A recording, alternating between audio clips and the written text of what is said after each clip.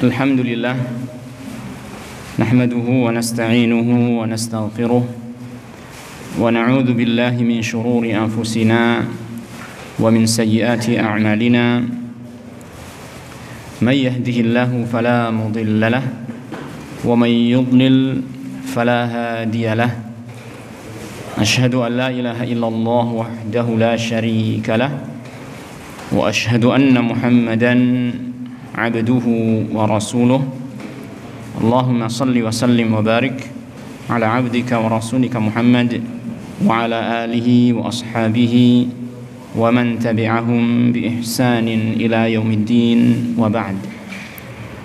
Alhamdulillah, pertama-tama kita panjatkan puji syukur kepada Allah Subhanahu wa taala yang masih memberikan nikmat kepada kita semua, sehingga pada malam hari ini kita bisa kembali berkumpul di masjid yang mudah-mudahan diberkahi oleh Allah Subhanahu wa taala ini dalam rangka untuk berusaha menggapai rezeki yang terbaik yang Allah berikan kepada hambanya, yaitu hidayah menuju iman dan amal soleh, yang hal itu akan menghantarkan kita kepada rezeki yang hakiki yang paling baik, yaitu surganya Allah Subhanahu wa taala.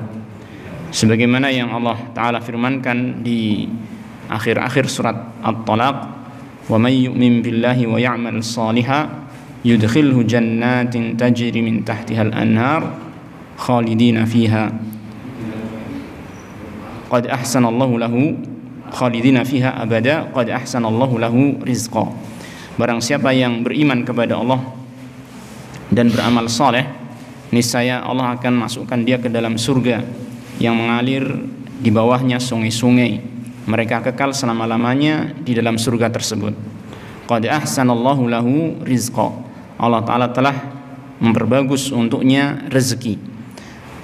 Dari ayat ini kita bisa mengambil sebuah faedah yang besar, bahwasanya rezeki yang paling baik, rezeki yang paling bagus yang Allah berikan kepada hambanya adalah tatkala dia masuk ke dalam surga, yaitu di akhirat kelak. Masuk ke dalam surga tersebut mendapatkan kenikmatan yang abadi kekal selama-lamanya. Ini adalah rezeki yang terbaik yang tidak ada tandingannya. Dan tentunya hal itu terjadi di hari kiamat. Tidak mungkin masuk surga ketika kita di dunia. Maka rezeki yang terbaik ketika kita di dunia adalah ketika kita mendapatkan petunjuk dari Allah Subhanahu wa taala, mendapatkan taufik dari Allah taala untuk bisa melaksanakan sebab kita masuk ke dalam surga, yaitu yang tadi disebutkan, iman kepada Allah taala dan beramal saleh. Maka tatkala kita duduk di majelis ilmu seperti ini, maka sungguh kita sedang berusaha menggapai rezeki yang terbesar yang Allah berikan kepada hambanya. Rezeki yang terbesar ketika di dunia bukanlah berupa harta benda, bukanlah berupa jabatan, bukanlah berupa mendapatkan wanita tercantik di dunia, tidak. Tetapi rezeki yang terbesar adalah ketika kita mendapatkan hidayah Allah Subhanahu wa taala berupa ilmu yang bermanfaat dan amal yang saleh, sehingga kita bisa beriman dan beramal saleh dan masuk ke dalam surga dengan izin Allah tabaraka wa taala. Ma'asyiral muslimin rahimani wa rahimakumullah. Pada kesempatan kita malam hari ini, kita akan melanjutkan pembacaan dari kitab Aqidah At-Tauhid yang ditulis oleh Syekh Saleh bin Fauzan Al-Fauzan hafizahullah ta'ala, di mana kita sedang berada di akhir-akhir dari pembahasan tentang Tauhid Rububiyah, yang mana untuk pertemuan ini kita beri tema pembahasan yaitu Tauhid Rububiyah saja tidak cukup, Tauhid Rububiyah saja tidak cukup. Apa maksudnya? Maksudnya adalah bahwasanya setelah kita mengetahui tentang makna tauhid rububiyah dan pentingnya kita memahami tauhid rububiyah, namun ternyata itu bukanlah menjadi hal yang inti, bukan menjadi hal yang inti di dalam kehidupan kita yang menjadikan kita itu selamat dunia dan akhirat. Akan tetapi tauhid rububiyah yang wajib kita imani ini adalah sebagai pintu menuju hal yang inti tersebut, yaitu tauhid uluhiyah. Sebagaimana telah kita baca kemarin sebagian penjelasan dari Syekh hafizahullah taala, bahwasanya tujuan diciptakannya manusia adalah agar mereka beribadah kepada Allah Subhanahu wa taala saja.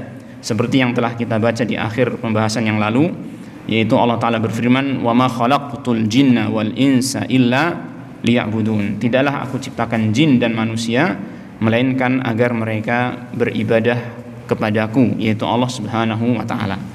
Nah, di sini Syekh melanjutkan ya, menjelaskan ayat ini ya. Beliau mengatakan, "Wa ma'na ya'budun yufridunani bil ibadati." Dan makna firman Allah taala ya'budun, agar mereka manusia itu beribadah kepadaku, menyembahku. Kata Syekh, maknanya adalah apa? Agar mereka yufridunani bil ibadati, agar mereka mengesahkan aku, yaitu Allah taala, dalam ibadah, ya. Perlu kita fahami bahwasanya apa yang disampaikan oleh Syekh tentang makna kalimat ya'budun ini adalah penjelasan tentang syarat ya, yang pasti harus ada agar seseorang itu bisa dikatakan beribadah kepada Allah. Ya, jadi ini bukanlah makna penjelasan dari makna dari kalimat ibadah, karena ada keterangan tersendiri tentang makna ibadah, sebagaimana mungkin nanti akan kita bahas ketika membahas atau mempelajari tentang tauhid uluhiyah insyaallah, bahwasanya ibadah itu maknanya atau hakikatnya adalah ketundukan seseorang dan kerendahan diri kepada Allah Subhanahu wa taala, kepada zat yang dia ibadahi, dengan melaksanakan perintah, menjauhi larangan, yang itu dilandasi dengan cinta dan pengagungan. Inilah hakikat dari ibadah, makna dari ibadah itu sendiri. Akan tetapi ternyata ketika seseorang ingin menegakkan ibadahnya kepada Allah Subhanahu wa taala, maka Allah taala tidak akan menerima dan tidak akan menganggap ibadah orang tersebut kecuali jika ibadah tersebut murni ditujukan kepada Allah Subhanahu wa taala. Sebagaimana dalam hadis qudsi Allah taala mengatakan, "Ana aghna syuraka'i 'ani syirki. Man 'amila 'amalan asyraka ma'iya fihi ghairi taraktuhu wa syirkahu." Aku adalah zat yang paling tidak membutuhkan persekutuan. Maka apabila ada seseorang yang melakukan amalan ya, dalam amalan tersebut dia menyekutukan sesuatu yang lain kepadaku, maka aku akan meninggalkan dia bersama dengan sekutunya. Artinya Allah tidak akan menerima amalan orang tersebut. Allah tidak akan menganggap amalan itu sebagai ibadah kepada Allah Subhanahu wa taala. Dari sinilah maka Syekh mengatakan, makna ya'buduni, makna bahwasanya manusia dan jin itu menyembah atau beribadah kepada Allah adalah apa? Yufridunani bil ibadah, di mana mereka mengesahkan Allah taala di dalam ibadah. Bisa difahami ya nih ya.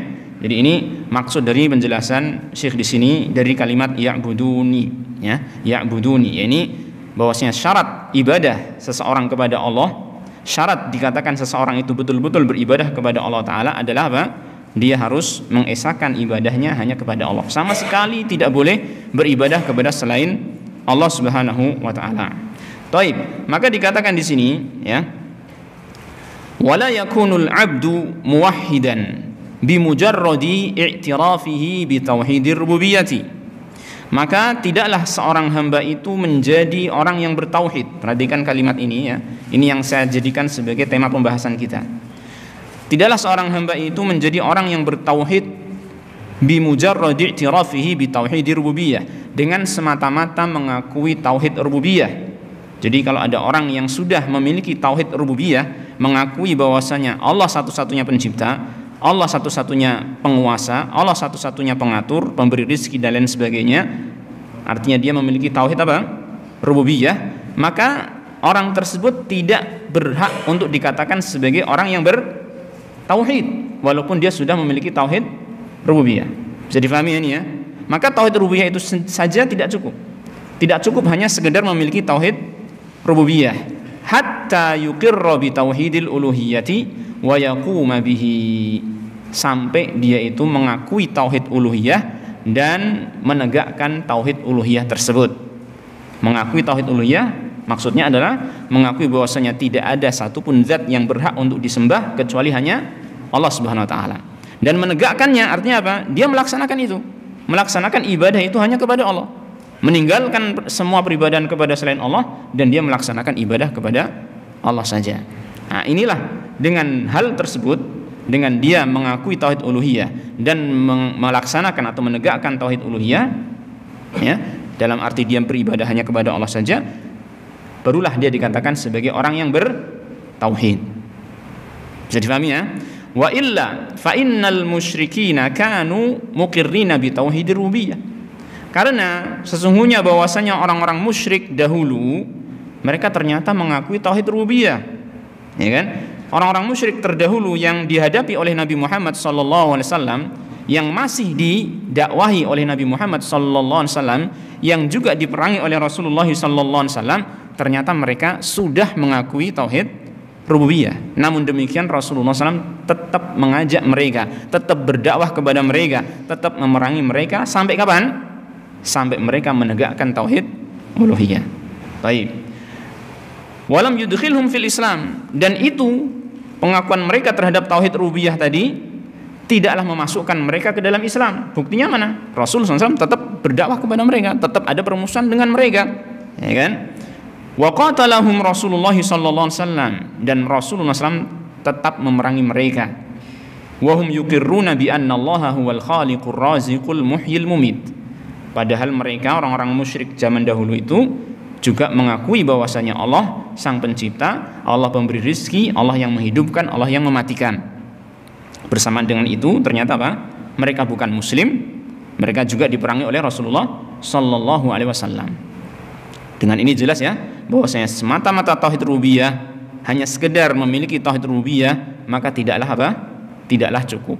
Nah, kama qala ta'ala, hal ini sebagaimana difirmankan oleh Allah Ta'ala, yakni tentang pengakuan orang-orang musyrik atas rububiyahnya Allah Ta'ala ini, sebagaimana yang Allah sebutkan dalam surat Az-Zukhruf, di antaranya dalam ayat 87. Ya Allah berfirman di sini, wala in sa'altahum man khalaqahum la yaqulunna Allah. Kalau engkau wahai Rasul Muhammad sallallahu alaihi wasallam bertanya kepada mereka, orang-orang musyrik yang kalian hadapi, yang kamu hadapi, jika kamu bertanya kepada mereka, man khalaqahum, siapa yang menciptakan mereka, la yaqulunna Allah, niscaya mereka akan berkata, yang menciptakan mereka adalah apa? Allah. Mereka tahu rububiyah kan ini kan. Juga dalam firman Allah Ta'ala yang disebutkan dalam surat Az-Zukhruf ayat 9, wala in saltahum man khalaqas samawati wal arda la yaqulunna khalaqahunnal azizul alim. Apabila kamu bertanya kepada mereka, siapa yang mencipta langit, siapa yang mencipta langit-langit dan bumi, niscaya mereka akan mengatakan yang menciptakan mereka itu semua, yang menciptakan langit-langit dan bumi itu adalah Al-Azizul Alim, yang maha perkasa, yang maha mengetahui, yaitu Allah Tabaraka wa Ta'ala.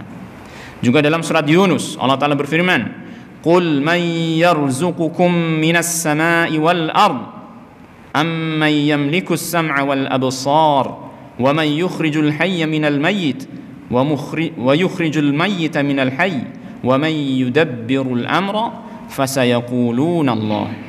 Katakanlah wahai Rasul kepada orang-orang musyrik, siapakah yang memberi rezeki kepada kalian dari langit dan bumi?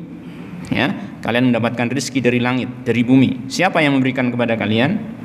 Amman yamlikus sam'a wal absar, atau siapakah yang menguasai pendengaran dan penglihatan manusia? Ya. Siapa? Kalau misalkan ada seseorang yang dikehendaki oleh Allah Ta'ala menjadi buta, adakah yang bisa mendatangkan penglihatan bagi dia? Tidak ada. Seandainya ada yang dikehendaki oleh Allah Ta'ala menjadi tuli, adakah yang bisa mendatangkan pendengaran bagi dia? Tidak ada. Yang menguasai pendengaran dan penglihatan manusia adalah Allah Subhanahu wa Ta'ala. Wa may yukhrijul hayya minal mayyit, atau siapakah yang mengeluarkan sesuatu yang hidup dari yang mati? Wa yukhrijul mayyita minal hayy, mengeluarkan yang mati dari yang hidup. Contohnya banyak ya, mengeluarkan yang hidup dari yang mati seperti apa contohnya? Seperti binatang, misalkan saja ayam keluar dari telur, ya kan? Mengeluarkan yang hidup dari yang mati, ya. Atau misalkan tumbuh-tumbuhan yang hidup dikeluarkan dari apa? Biji-bijian. Ini dicontohkan oleh para ulama menjelaskan ayat ini ya. Yukhrijul hayya minal mayyit. Juga ada yang menjelaskan mengeluarkan yang hidup dari yang mati, yaitu orang yang tadinya kafir hatinya mati, dijadikan oleh Allah Ta'ala orang yang beriman hatinya hidup. Nah, wa yukhrijul mayyita minal hayy, dan mengeluarkan yang mati dari yang hidup. Contohnya ayam mengeluarkan telur, ya kan? Ayam mengeluarkan telur, atau misalkan dari pepohonan tumbuh-tumbuhan mengeluarkan apa? Biji-bijian. Atau tadi sebaliknya, ada orang yang tadinya beriman kemudian jadi murtad, menjadi mati hatinya. Ya, siapa yang menguasai ini semua? Wa may yudabbirul amra, dan siapakah yang mengatur urusan-urusan yang ada di alam semesta ini seluruhnya? Fasayaqulun, niscaya mereka itu akan mengatakan Allah. Jawabannya cuma satu, yaitu siapa? Allah Subhanahu wa taala. Ini sangat jelas bahwasanya mereka orang-orang musyrik ternyata memiliki yang namanya tauhid rububiyah. Tapi ini enggak cukup untuk menjadikan mereka muslim, ya, tidak cukup untuk dihalalkan darahnya, tidak cukup untuk diharamkan darah dan hartanya, tetap mereka diperangi oleh Rasulullah sallallahu alaihi wasallam. Baik, wa hadza katsirun fil Qur'ani. Dan ini penjelasan tentang bahwasanya orang-orang musyrik mengakui tauhid rububiyah ini adalah apa? Banyak sekali disebutkan di dalam Al-Qur'an. Faman za'ama anna at-tauhida huwa al-iqraru bi wujudillahi aw al-iqraru bi anna Allah huwa al-khaliqul mutasarrifu fil kauni wa iqtasara ala hadha an-naw'i lam yakun 'arifan bi haqiqati at-tauhid alladhi da'at ilaihi ar-rusul. Maka barang siapa yang menyangka bahwasanya tauhid itu adalah semata-mata mengakui adanya Allah atau mengakui bahwasanya Allah sebagai sang pencipta yang mengatur alam semesta, dan dia mencukupkan diri atas jenis tauhid ini, dia menyangka tauhid itu adalah ini, ya kan? Berarti sesungguhnya dia tidak mengetahui hakikat tauhid. Lam yakun 'arifan bi haqiqati tauhid alladzi da'at ilaihi rusul. Yang tauhid itu diserukan oleh para rasul. Dia enggak paham berarti tauhid. Ya, kalau ada orang menganggap tauhid itu yang penting kita meyakini Allah Subhanahu wa taala yang mencipta, Allah Subhanahu wa taala yang melindungi, Allah Subhanahu wa taala yang memberi rezeki, mengatur dan seterusnya. Ini tauhid. Kalau orang berdoa kepada selain Allah enggak apa-apa, itu enggak masalah, bukan syirik itu.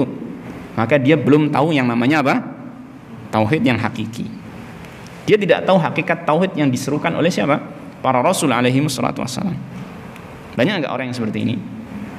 Ya, saya nggak pernah sensus, jadi nggak tahu banyak nggak. Tapi yang jelas ada gitu ya.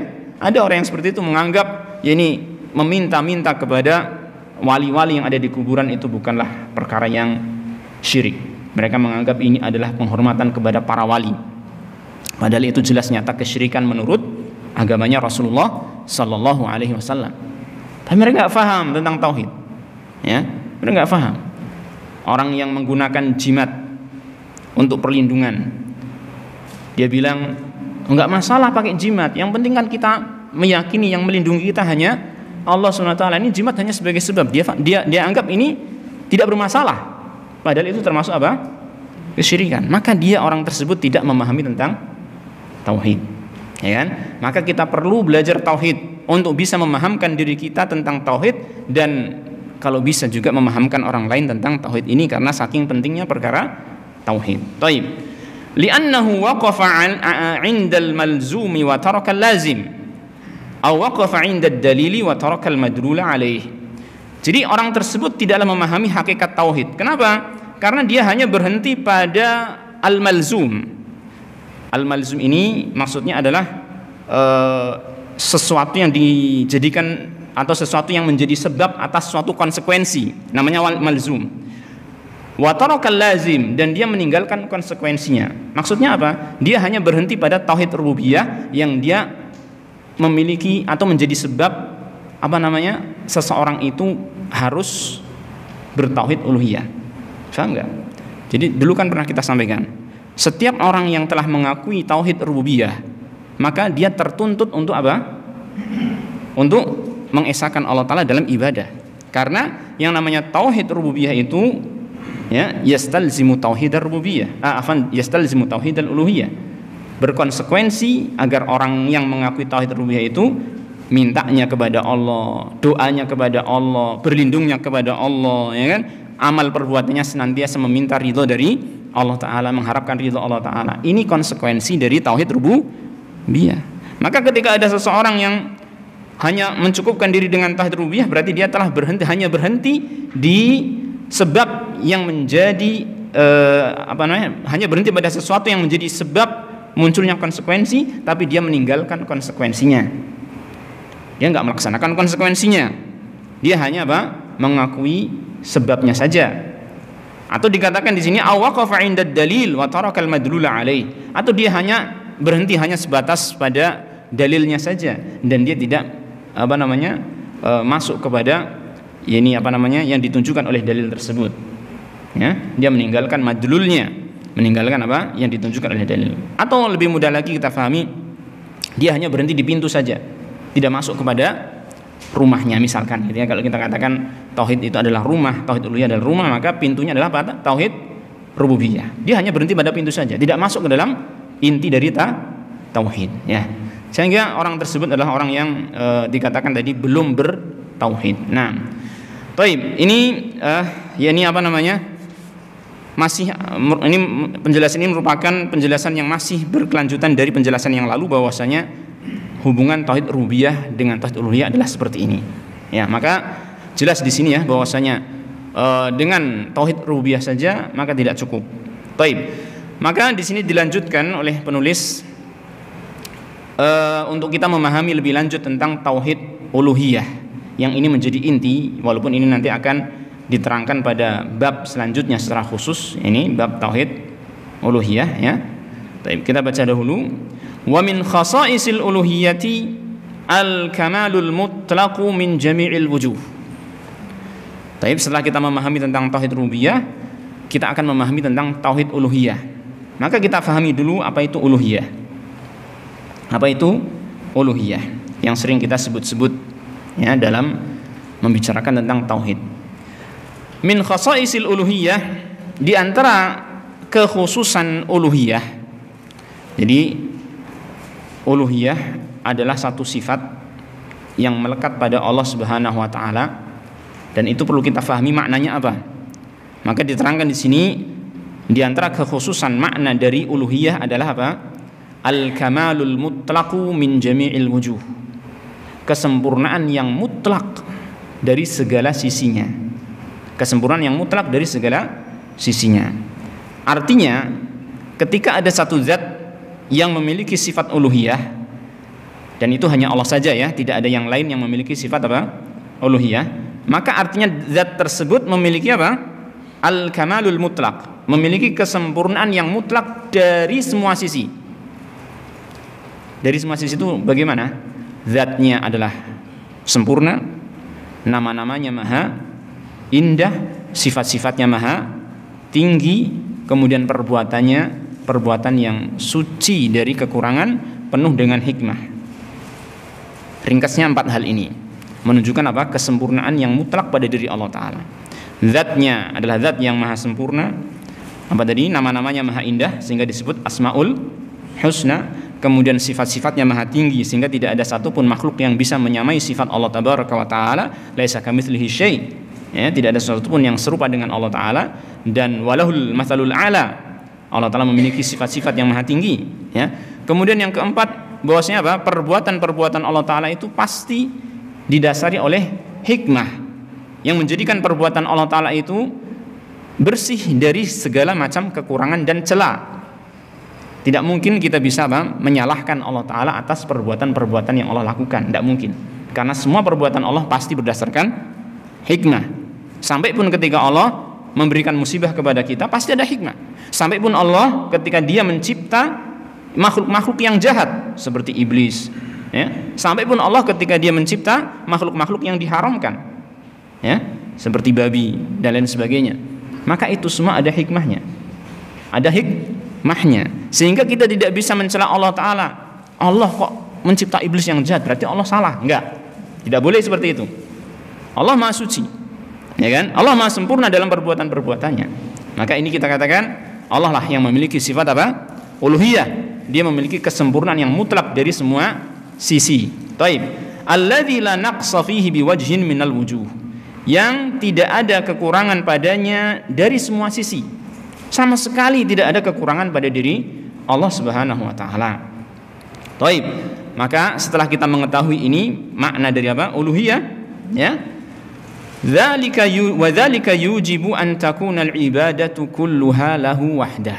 Jika demikian maka hal itu, ya, adanya sifat uluhiyah tadi, adanya kesempurnaan yang mutlak pada diri Allah Ta'ala tadi, yujibu mengharuskan an takunal ibadatu kulluha lahu wahdah, mengharuskan agar ibadah seluruhnya, ya, ditujukan hanya kepada Allah semata, saking sempurnanya apa? Allah Ta'ala.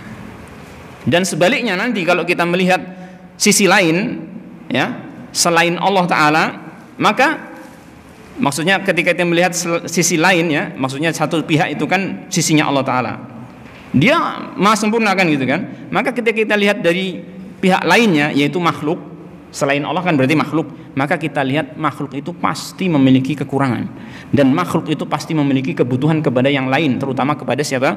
Allah Subhanahu wa Ta'ala. Dengan kita melihat kesempurnaan Allah yang sangat mutlak, ya kan? Dan dengan kita melihat seluruh makhluk itu pasti memiliki kekurangan dan kebutuhan kepada Allah Tabaraka wa Ta'ala, maka dari sini jelas sekali yang berhak untuk diibadahi hanya Allah, sedangkan selain Allah tidak berhak sama sekali mendapatkan satu pun jenis peribadahan. Ya, ini kalau kita lihat dari dua sisi, ya, dari sisi pandang tentang Allah Ta'ala, sisi pandang tentang makhluk, maka jelas sekali. Baik. Maka di sini kita lanjutkan, ya. Wa dzalika yujibu an takuna al-ibadatu kulluha lahu wahdah wa ta'zimu wal ijlalu wal khasyatu wad du'a wal raja'u wal inabatu wat tawakkulu wal istighatsatu wa ghayatu dhulli ma'a ghayatil hubbi kullu dzalika yajibu aqlan wa syar'an wa fitratan ayakuna lillahi wahdah.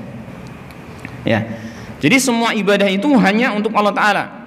Di antaranya ini disebutkan contohnya, ini walaupun pakai kalimat dan, tetapi maksudnya ini adalah merinci tentang contoh-contoh ibadah. Seperti apa? Ta'zim, pengagungan hanya harus ditujukan kepada Allah.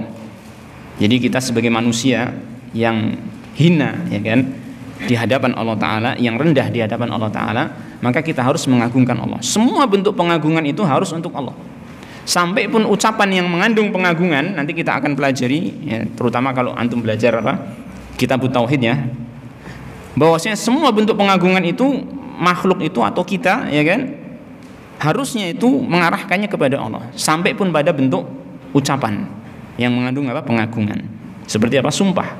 Makanya sumpah itu nggak boleh kepada selain Allah, demi sesuatu selain Allah, gitu, ya, nggak boleh. Hanya bolehnya dengan demi Allah ataupun dengan sifat-sifat Allah Ta'ala, ya, karena itu mengandung pengagungan. Baik. Wa ta'zimu wal ijlal, demikian pula penghormatan, pemuliaan, ini merupakan ibadah juga. Wal khasyah, rasa takut yang disertai dengan pengagungan dan didasari oleh ilmu. Wad du'a, doa. War roja, harapan. Wal inabah yaitu senantiasa kembali kepada Allah Ta'ala. Wat tawakkul, bertawakal. Wal istighatsah, minta keselamatan dari suatu bencana. Wa ghayatul dzulli ma'a ghayatul hubbi, dan puncak kerendahan yang disertai dengan puncak kecintaan, ya, ini kalimat ini merupakan inti dari ibadah nih. Jadi ibadah seseorang itu pada hakikatnya adalah ini, puncak kerendahan yang disertai dengan puncak kecintaan. Puncak kerendahan diri kepada zat yang diibadahi dan kecintaan kepada zat yang diibadahi. Puncak kecintaan. Semakin memuncak, ya, dua hal tersebut, ya, rasa merendahnya semakin memuncak disertai dengan rasa cinta, maka semakin menghamba kepada zat yang diibadahi. Baik. Kullu dzalika, itu semua ini sebagai contoh-contoh ibadah, ya. Nanti insyaallah kita akan pelajari lebih lanjut. Yajibu aqlan wa syar'an wa fitratan ayyakuna lillahi wahdah. Secara akal, secara syariat, secara fitrah, itu semua wajib untuk diserahkan kepada Allah semata. Wa yamtani'u aqlan wa syar'an wa fitratan ayyakuna li ghairihi, dan terlarang sama sekali, ya kan, baik secara akal ataupun secara syariat ataupun secara fitrah, terlarang diserahkan kepada selain Allah Subhanahu wa Ta'ala. Nah, insyaallah jelas, ya. Jadi inilah tauhid uluhiyah yang dia sebenarnya menjadi ghayah, tujuan dari adanya tauhid rububiyah, ya kan? Maka jangan cuma berhenti di tauhid rububiyah. Kita harus terus melangkah sehingga kita memahami tauhid uluhiyah dan melaksanakan atau menegakkan tauhid uluhiyah tersebut. Maka kita buka lembaran-lembaran berikutnya. Nah, ini di sini ada bab tentang tauhid uluhiyah. Ya, di sini ya kita akan belajar insyaallah taala tentang inti dari agama kita. Tauhid apa? Uluhiyah. Nah, di sini kata penulis yatadammanu al-fusulat taliyah. Jadi ini kita ngaji kitab ya. Jadi setiap kitab ini kita baca satu persatu, nggak apa-apa ya. Ini menyenangkan sebenarnya ngaji kitab seperti ini. Jadi nggak hanya sekedar menyampaikan tanpa tanpa panduan, tapi ada panduan kitab yang kita baca sehingga kita bisa memahami secara tertata ya, secara rapi, dan kalau kita mau merujuk kembali ada kitabnya, jadi mudah untuk kita ingat-ingat lagi. Nah, dan ini salah satu di antara istilahnya keutamaan ngaji kitab ya. Ngaji kitab itu di antara keutamanya itu kita ngajinya terstruktur, tertata rapi gitu kan, dan mudah untuk merujuk kembali pada kitab yang ada ya. Dan diharapkan memang ngaji yang rutin itu ya seperti itu, bukan sekedar tematik ya kan. Walaupun kita tidak melarang tentang kajian tematik ya, dan itu kadang bagus untuk menyemangati, tetapi ketika kita ingin thalabul ilmi dengan lebih intensif lagi gitu kan, maka ngaji kitab itulah yang lebih bagus jadi pilihan gitu lah. Baik. Dan nggak mesti dibaca kitab-kitab seperti, maksudnya nggak mesti ditampilkan seperti saya seperti ini ya. Yang penting ada ustadznya tuh ngaji kitab, antum sebagai audiens mendengarkan dan memperhatikan, itu yang namanya ngaji kitab. Yang penting kitab ada panduan kitab tersendiri. Nah, baik. Di sini dalam pasal atau bab tentang tauhid uluhiyah, penulis memasukkan beberapa pasal berikut, yatadamman al-fusulat taliyah. Bab tentang tauhid uluhiyah ini mengandung beberapa pasal berikut ini. Jadi kita akan belajar apa saja di bab ini. Coba kita lihat. Pada pasal yang pertama, al-faslul awwal fi makna tauhidil uluhiyah, tentang makna tauhid uluhiyah. Walaupun tadi ya dan sebelumnya sudah kita singgung sedikit banyak tentang makna tauhid uluhiyah, tetapi nanti akan diperjelas lagi insyaallah taala. Wa annahu mawdu'u da'watir rusul. Ya, dan bahwasanya tauhid uluhiyah itu adalah tema utama dakwahnya para rasul. Rasul alaihi wassalatu wassalam itu diutus oleh Allah taala itu ternyata tujuannya itu ya untuk menegakkan tauhid uluhiyah ini. Makanya rasul yang pertama kali diutus itu adalah siapa? Nabi Nuh alaihi salatu wassalam. Ya. Dan apa sebab beliau diutus? Karena sudah adanya kesyirikan. Ya, karena sudah adanya kesyirikan. Apakah sebelum itu belum ada kemaksiatan? Sudah ada kemaksiatan. Ya enggak? Ketika zaman anaknya Nabi Ibrahim, siapa itu? Yang saling bunuh, maksudnya yang salah satu yang membunuh yang lain itu Qabil sama Habil ya. Ini nama yang tidak ada dalam hadis yang sahih, tetapi sudah masyhur disebutkan namanya seperti ini ya. Bukankah membunuh itu suatu kemaksiatan? Iya enggak? Iya. Tetapi kemaksiatan ini tidak menyebabkan Allah Ta'ala mengutus orang Rasul sampai akhirnya terjadi kesyirikan. Karena walaupun dia berbuat maksiat, orang ini ya kan yang masih dalam keturunan Nabi Adam masih beribadahnya masih kepada Allah saja. Belum ada yang beribadah kepada selain Allah. Walaupun dia bermaksiat. Paham ya? Walaupun dia bermaksiat, tetapi ibadah dia itu hanya kepada Allah saja. Sehingga belum ada tuntutan untuk diutusnya Rasul. Sampai akhirnya ketika kaum Nabi Nuh, kita katakan demikiannya, kaum Nabi Nuh, mereka itu menyembah patung-patung yang mereka buat, yang awalnya mereka buat patung tersebut untuk mengenang orang-orang soleh yang terdahulu, ya, yang kemudian akhirnya setan menjerumuskan mereka ke dalam kesyirikan. Maka barulah Allah Ta'ala mengutus Nabi Nuh sebagai Rasul yang pertama untuk mengembalikan umat manusia dari kesyirikan itu menuju tauhid. Nah, sehingga tauhid uluhiyah inilah yang menjadi tema utama para Rasul, tema utama dakwahnya para Rasul alaihi wassalatu wassalam, dan juga menjadi prioritas utama dakwahnya para Rasul alaihi wassalatu wassalam. Sehingga apabila kita ikut bagian dalam dakwah ya, maka harus kita fahami prioritas utama kita dalam dakwah itu bukanlah hal yang lain, tetapi apa? Menegakkan tauhid uluhiyah ini. Ya. Yang lain tidak kita katakan tidak penting, tidak kita katakan tidak penting. Itu semua penting selama itu bagian dari agama Islam. Tetapi poin yang paling penting dalam dakwah, prioritas paling utama dalam dakwah adalah apa? Menegakkan tauhid uluhiyah sebagaimana para rasul demikian melaksanakan. Jelas ya?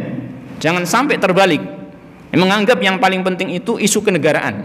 Menganggap yang paling penting itu isu akhlak. Menganggap paling penting isu ekonomi. Sehingga itu saja yang terus digencar-gencarkan gitu kan. Dengan menyepelekan atau mengesampingkan masalah kesyirikan tauhid uluhiyah. Ini dakwah yang keliru. Dakwah yang apa? Yang keliru. Nah, maka kita belajar ini agar kita mengetahui nih, mana sih dakwah yang masih melanjutkan estafetnya dakwah para rasul alaihi wassalatu wassalam. Ternyata dakwah yang apa? Memprioritaskan dalam masalah tauhid uluhiyah. Nanti kita pelajari insyaallah. Kemudian pada pasal yang kedua, al-faslu tsani, kita akan belajar tentang asy-syahadatan, dua kalimat syahadat yang kita semua sudah mengucapkannya walhamdulillah. Asyhadu alla ilaha illallah wa asyhadu anna Muhammadan abduhu wa rasuluh. Kita akan belajar maknanya, arkanuhuma, rukun-rukunnya, syurutuhuma, syarat-syaratnya, muqtadahuma, konsekuensi dari kedua kalimat syahadat tersebut, wa nawaqiduhuma, dan pembatal-pembatalnya. Masya Allah, ini berapa ini? 1, 2, 3, 4, 5 hal, 5 ya. 5 hal ini adalah perkara yang sangat penting sekali terkait dengan syahadat. Ya enggak? Maknanya kita harus tahu, rukunnya apa saja, syaratnya apa saja, konsekuensinya bagaimana, terus pembatalnya. Jangan lupa nih, harus dipelajari. Jangan sampai kita itu sudah mengucapkan dua kalimat syahadat tapi ternyata masih aja melaksanakan pembatal syahadat tersebut tanpa kita ketahui atau tanpa kita sadari. Jangan sampai seperti itu.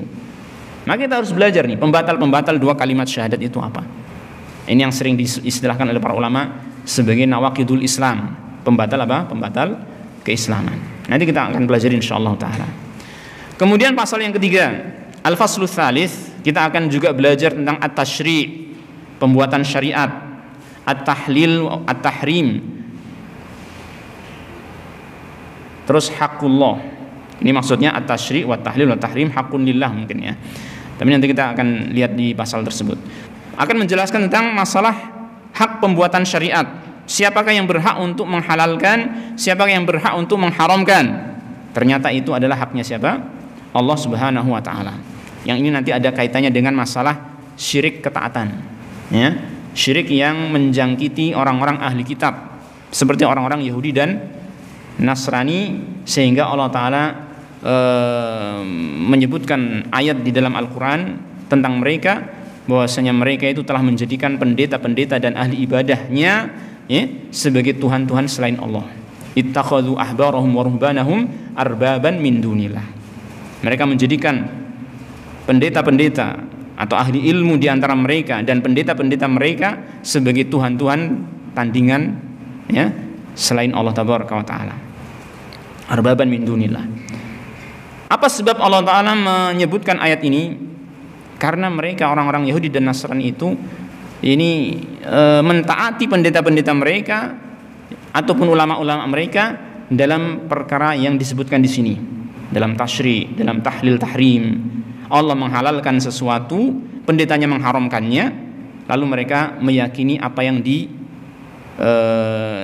oleh pendeta itu haram, padahal Allah menghalalkan.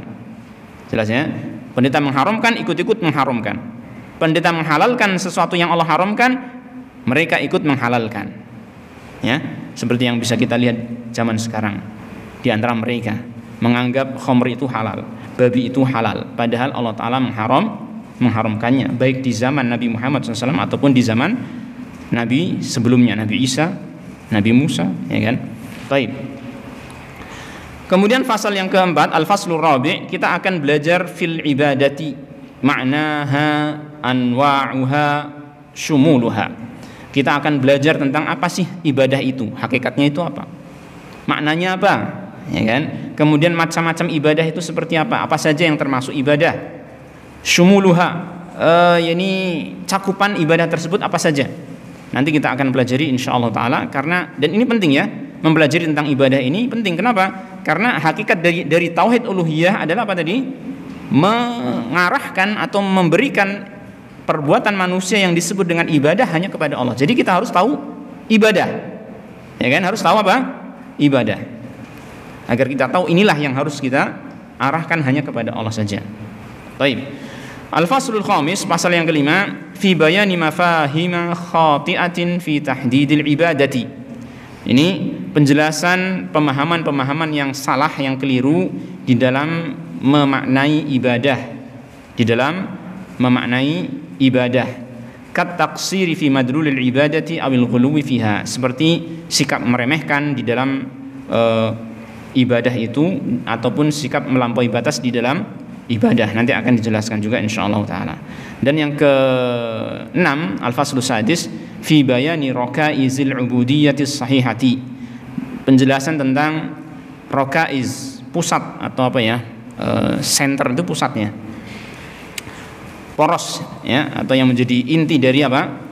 Ubudiyah, penghambaan yang benar kepada Allah Subhanahu wa taala. Yang itu disebutkan di sini adalah al-hubbu wal khaufu wal khudu'u war raja, yaitu rasa cinta, kemudian rasa takut, kemudian al-khudu', ketundukan, dan ar-raja, harapan. Ya, nanti kita akan pelajari tentang apa sih yang menjadi poros dari ibadah ataupun ubudiyah seorang hamba kepada Allah Subhanahu wa taala. Taib, ini berapa menit lagi?